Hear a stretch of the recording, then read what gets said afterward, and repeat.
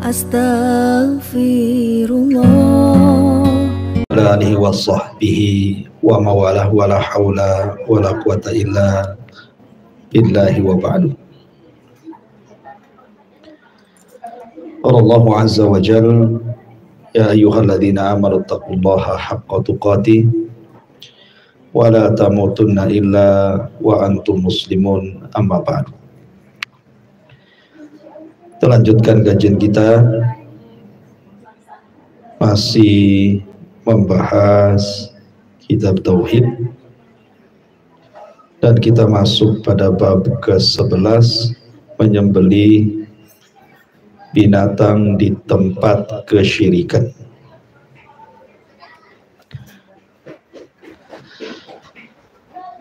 Di sini mu'allif rahimahullahu ta'ala memberikan dua dalil. Pertama, Allah subhanahu wa ta'ala berfirman di dalam surah At-Taubah, A'udzu billahi minasyaitonir rajim, bismillahirrahmanirrahim, la taqum fihi abada, la masjidun ussisa ala taqwa min awwali yaumin ahaqqu an taquma fihi rijalun yuhibbuna an yatatahharu wallahu yuhibbul mutahhirin. Janganlah kamu salat dalam masjid itu selama-lamanya, karena sesungguhnya masjid yang didirikan atas dasar takwa sejak hari pertama lebih patut kamu sholat di dalamnya. Di dalamnya ada orang-orang yang ingin membersihkan diri. Allah mencintai orang-orang yang membersihkan diri. Surah At-Taubah, sebenarnya surah ini dimulai daripada 107 sampai kepada 110. Itu menceritakan tentang kisah Masjid Dirar. Nanti apa hubung kait Masjid Dirar ini dengan urusan menyembelih binatang di tempat kesyirikan? Nanti kesimpulannya di ujung. Saya akan cerita dulu soal Masjid Dirar. Di zaman Nabi Shallallahu Alaihi Wasallam, sebagaimana dijelaskan dari sebab nuzul surah At-Taubah 108 ini, sebagaimana Imam Ibnu Katsir rahimahullahu ta'ala menyebutkan dalam tafsirnya. Jadi secara singkat, ada seseorang yang disebut dengan fasik, orang fasik namanya Abu Amir Ar-Rahib. Abu Amir Ar-Rahib ini orang fasik. Rasul yang mengatakan dia orang fasik. Dan dia adalah seorang laki-laki dari pembesar Khazraj. Dan kita tahu bahwa Khazraj ini kabilah terbesar dari kabilah orang musyrik yang ada di kota Madinah. Tapi belakangan semua masuk Islam dan menjadi orang-orang Ansar. Jadi ada tokoh Khazraj itu namanya Abu Amir, atau disebut dengan Amir Ar-Rahib. Kenapa disebut Ar-Rahib? Karena dia tanassar, masuk agama Nasrani. Jadi ketika orang-orang Khazraj dari kabilahnya banyak yang masuk Islam, dia diajak oleh Rasul untuk masuk Islam tapi tidak mau, Abu Amir ini. Akhirnya kemudian dia pun justru malah pergi dari Madinah dan menuju kota Mekah, bergabung pula dengan orang-orang musyrik yang ada di Mekah. Akhirnya kemudian dia terlibat peperangan bersama orang-orang musyrik melawan Nabi. Lah salah satunya dia menjadi pasukan Abu Sufyan dari kalangan orang-orang musyrik dan melawan Rasul di perang Uhud. Subhanallah, Abu Amir ini jahat orangnya. Dia membuat semacam lubang.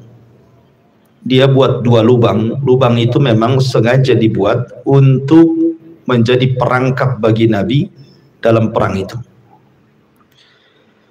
Dan atas takdir Allah Azza wa Jal, rupanya lubang yang dibuat Abu Amir sang fasik ini manjur. Rasul masuk dan terperosok pada lubang yang ia buat itu.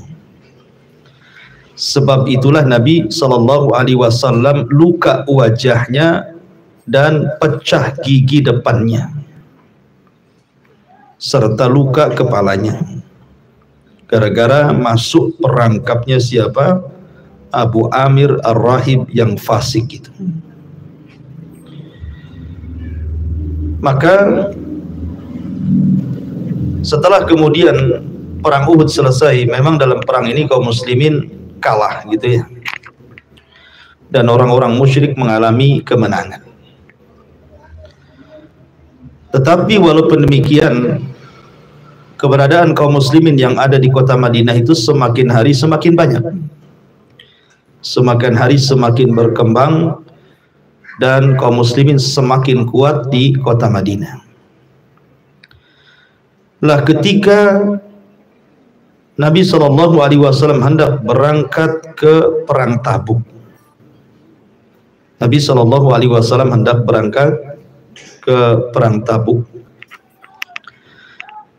maka tiba-tiba kemudian orang-orangnya Abu Amir Ar-Rahib ini dari kalangan orang-orang munafik yang ada di Madinah,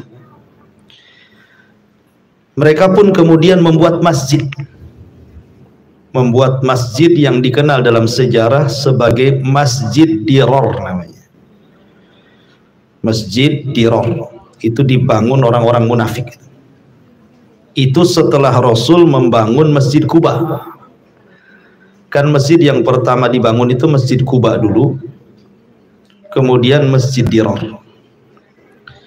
Lah Masjid Quba ini dibangun oleh Nabi SAW pertama kali ketika sampai di kota Madinah. Rasul singgah di kabilah Bani Amr ibn Auf. Bani Amr ibn Auf, Rasul membangun Masjid Quba di situ.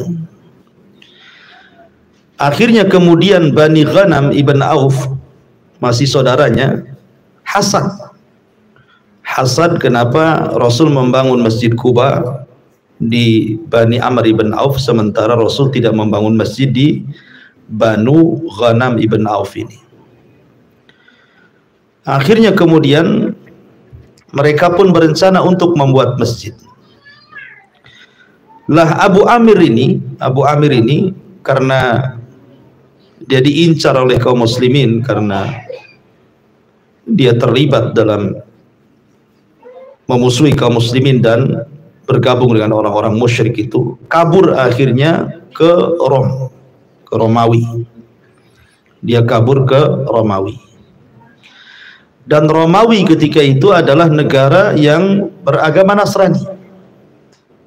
Maka Abu Amir meminta bantuan kepada orang-orang Romawi untuk mempersiapkan pasukan dan menyerang Nabi yang ada di Madinah. Dan sepakat akhirnya orang-orang Romawi mau menolong Abu Amir Ar-Rahib untuk menyerang Nabi SAW di kota Madinah. Tetapi disyaratkan harus ada markas, harus ada semacam tempat pengintaian. Bagaimana kekuatan kaum muslimin, bagaimana sepak terjang kaum muslimin. Lah sebab itulah Abu Amir mengirim surat kepada orang-orang munafik di kota Madinah untuk membuat masjid. Dari masjid inilah mereka akan mengintai kaum muslimin dan akan memecah belah kaum muslimin. Maka dibangunlah Masjid Dirar. Nah, ini sejarahnya Masjid Dirar di sini. Atas permintaan Abu Amir Ar-Rahib yang katanya sudah dapat pasukan dari Romawi untuk menggempur Rasul di Madinah. Maka semangatlah orang-orang munafik yang ada di kota Madinah membuat Masjid Dirar. Ya. Jadi kemudian mereka pun ketika Nabi SAW hendak berangkat ke Tabuk, sudah berangkat dengan pasukannya ke Tabuk, maka kemudian orang-orang yang membangun Masjid Dirar ini yang terdiri dari 12 orang. Jadi yang membangun Masjid Dirar ini ada sekitar 12 orang. Lah 12 orang inilah orang-orang munafik yang dipimpin oleh Abu Amir Ar-Rahib ini. Kemudian datang kepada Nabi SAW dan meminta jangan berangkat dulu ke Tabuk. Kalau bisa meresmikan dulu masjidnya. Rasul, kami sudah punya masjid, tolong sholat di tempat kami, doakan kebaikan, kemudian resmikanlah masjid kami. Tapi Nabi SAW ketika itu karena mau berangkat ke Tabuk, Rasul tidak mau dan menjanjikan nanti saja peresmiannya kalau pulang dari perang Tabuk. Maka Nabi SAW berangkat ke Tabuk. Di perang Tabuk Nabi SAW menang dan berhasil mengalahkan orang-orang Romawi yang ada di Tabuk itu. Sepulangnya Nabi SAW, karena kan berjanji nanti pulang dari Tabuk Rasul akan meresmikan masjid itu.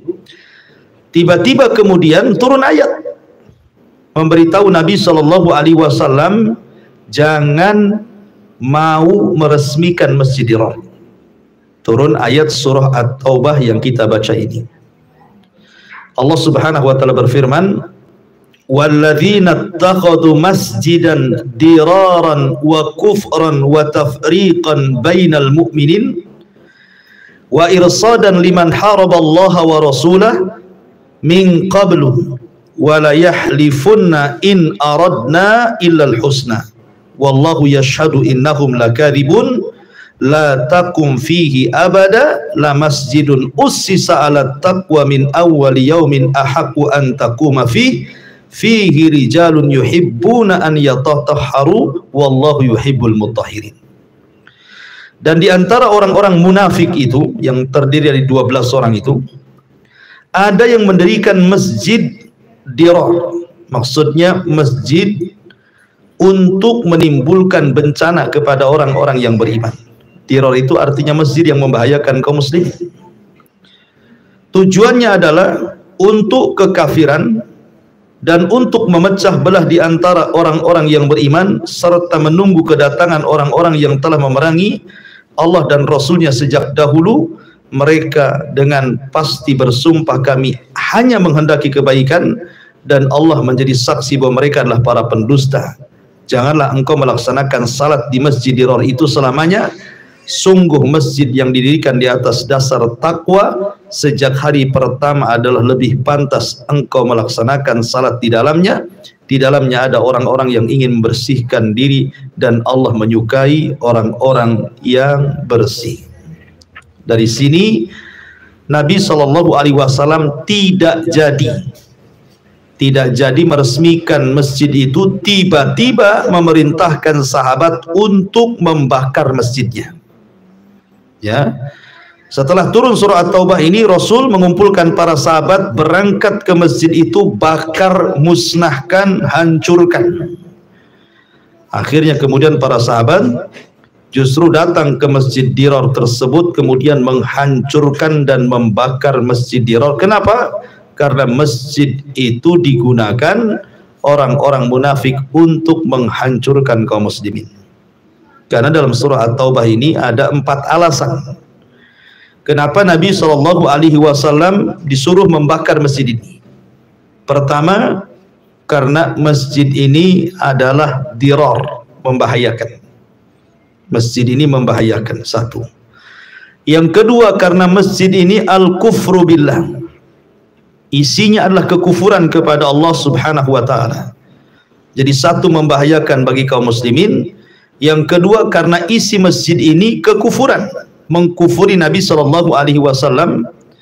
Yang ketiga karena tafrik, hendak memecah belah kaum muslimin yang tadinya satu saf di Masjid Quba mau dipecah gitu ya, jadi dua masjid gitu ya.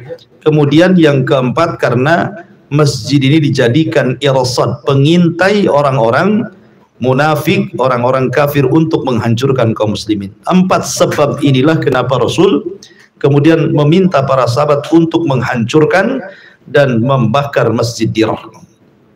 Makanya Allah Subhanahu wa taala berfirman, la takum fihi abada. Jangan engkau melaksanakan salat dalam masjid itu selama-lamanya, tidak boleh.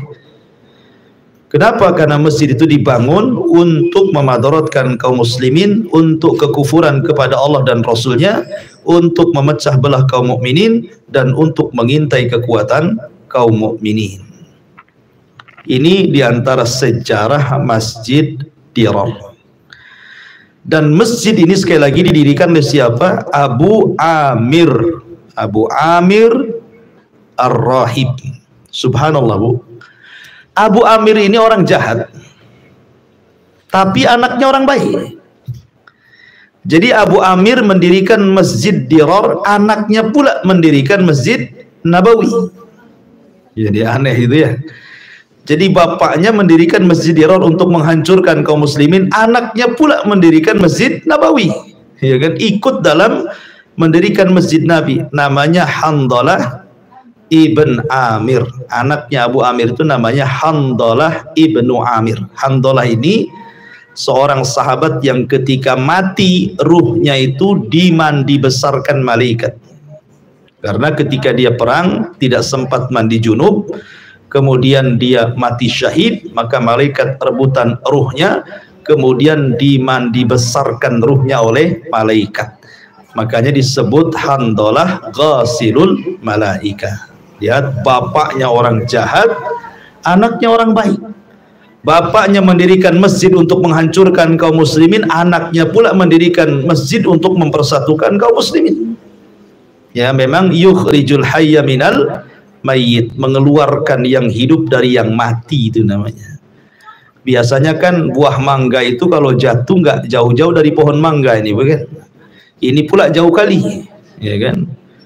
Jatuhnya pula di pohon duren gitu ya. Jadi subhanallah, terkadang Allah Subhanahu wa taala menghendaki demikian. Bapaknya orang musyrik, anaknya orang yang beriman. Seperti siapa? Abu Jahal. Anaknya Ikrimah bin Abi Jahal, pejuang Islam. Al-Walid ibn Mughirah, orang paling kaya, orang kafir, orang musyrik yang memusuhi Nabi. Anaknya pula Khalid bin Walid jadi pejuang Islam. Abu Amir, pendiri masjid pemecah belah kaum muslimin, anaknya pula Handalah ibn Amir, pendiri masjid pemersatu kaum muslimin. Begitulah takdir. Ya, kadang bapaknya maling, anaknya ulama gitu ya. Tapi kebanyakan bapaknya maling, anaknya pula maling gitu kan. Nah, cuman tidak semua, terkadang takdir Allah itu berkata lain. Itu sudah takdir demikian ya kan. Makanya penting seseorang itu mendidik keluarga supaya menjadi keluarga yang beriman. Taib, ini diantara kisah Masjid Dirar yang disebutkan dalam surah At-Taubah ayat 108. Yang ingin saya katakan, lalu kenapa pengarang di sini mengait-ngaitkan kisah Masjid Dirar yang dihancurkan Rasul dengan bab menyembelih binatang di tempat kesyirikan? Apa kaitannya? Kaitannya begini, ini muallif ini, pengarang ini ingin mengkias kiasnya seperti ini. Sebagaimana kita tidak boleh sholat di masjid yang di dalamnya kekufuran, di dalamnya pemecah belah kaum muslimin, di dalamnya ada madarat bagi kaum muslimin, tidak boleh sholat di situ. Tetapi sholat di tempat lain, di Masjid Quba yang memang dari awal sudah diasas dalam ketakwaan, sebagaimana larangan sholat di Masjid Dirar, maka berkorban pun, bernazar menyembelih kurban pun tidak boleh di tempat yang di situ ada kesyirikan. Nanti sembelihannya tidak boleh dimakan dan harus dibuang.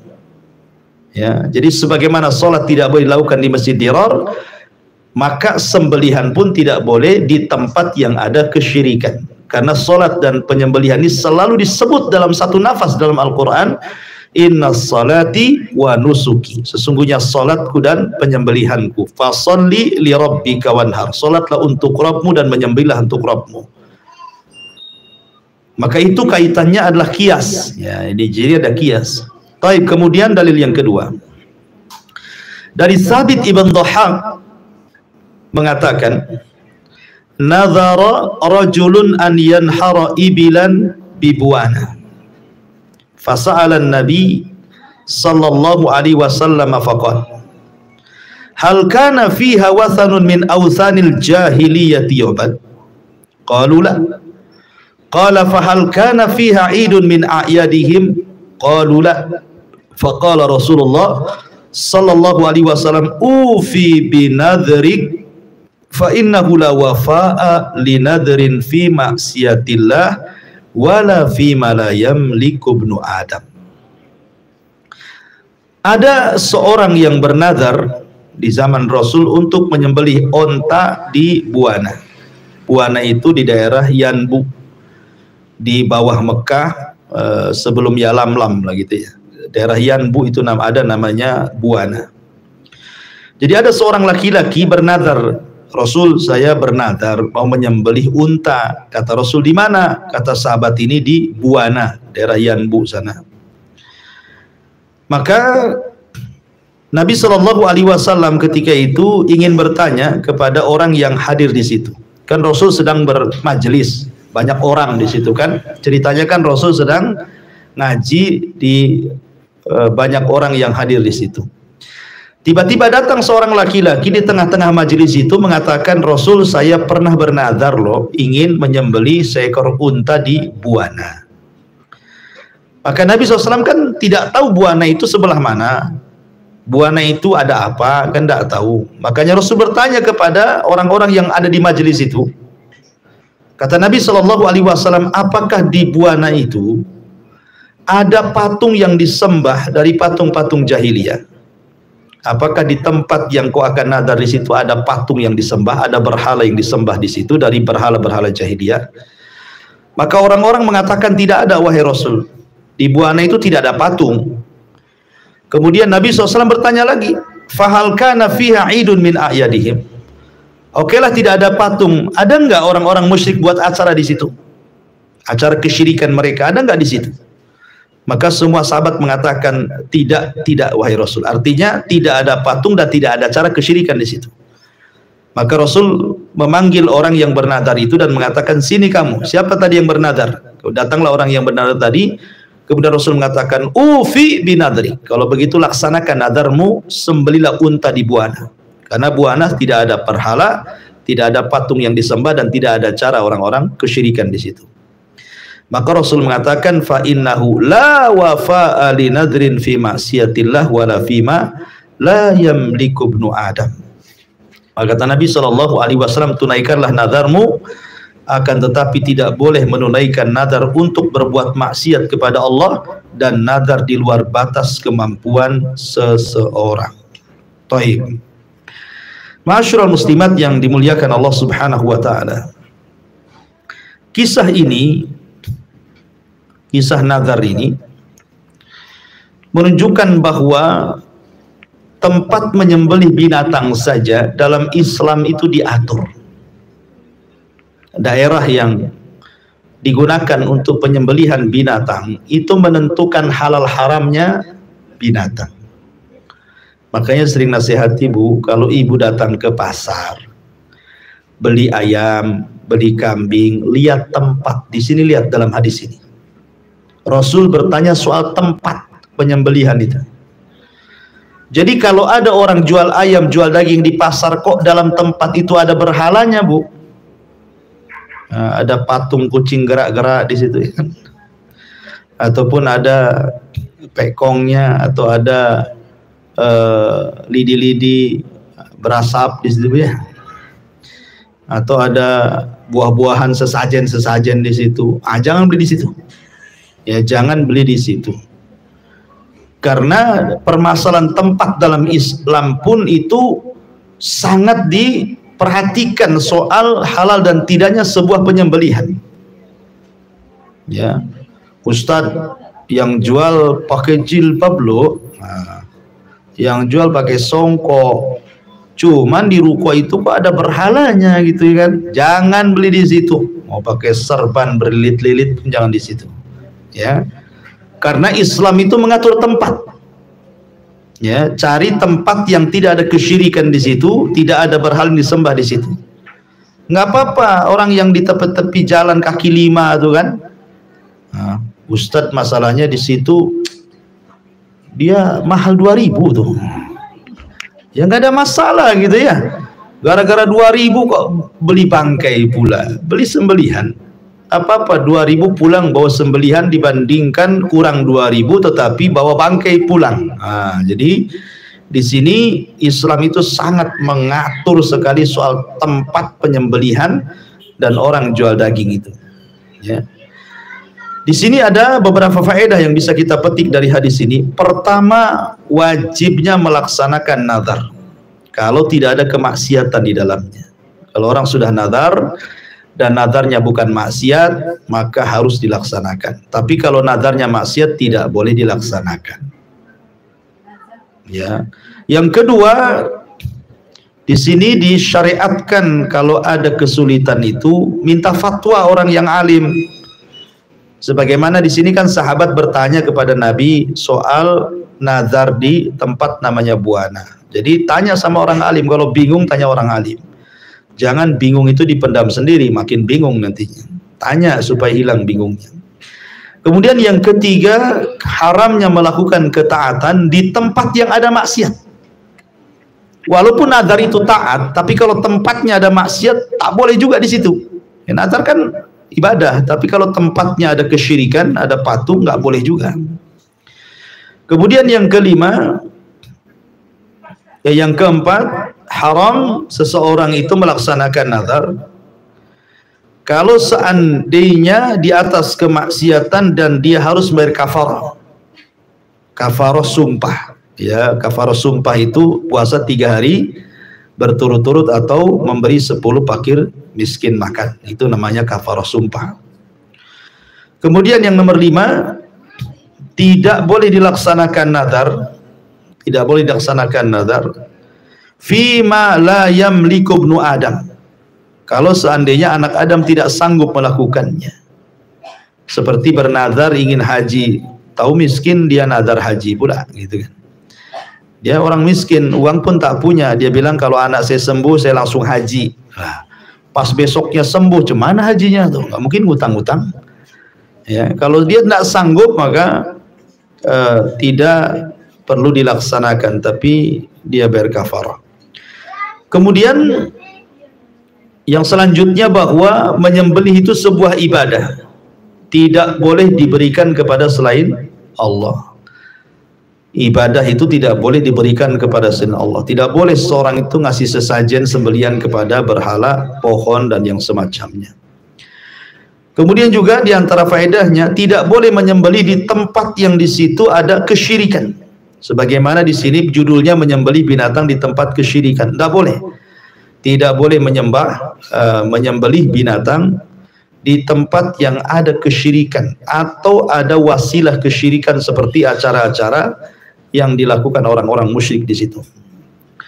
Kemudian juga di sini dalam rangka syaddu dariah, sedia payung sebelum hujan.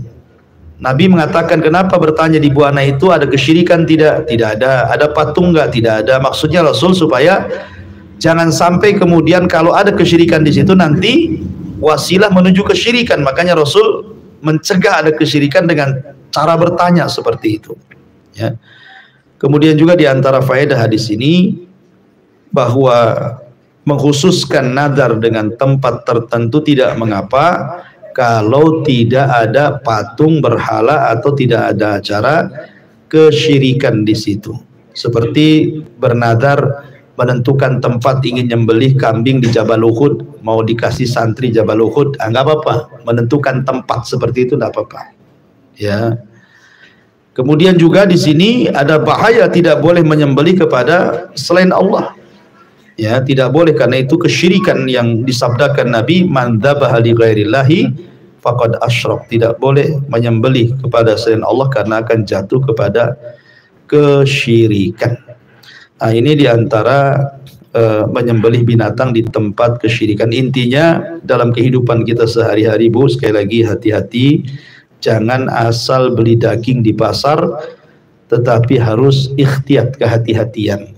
Ya, syukur-syukur mungkin ada orang yang sudah ngaji, dia jual ayam, dia jual kambing, beli sama dia.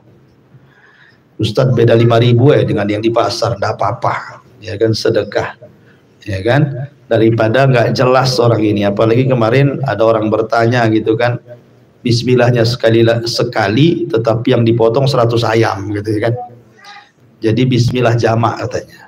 Nggak bisa lah kan gitu ya, satu ayam ya satu bismillah lah, kenapa pula ada jamak-jamakan kayak sholat saja. Jadi ini harus diperhatikan soal makan daging, karena daging itu terkait dengan penyembelihan, maka sebaiknya hati-hati. Wallahu a'lam bishawab. Silahkan kita buka tanya jawab.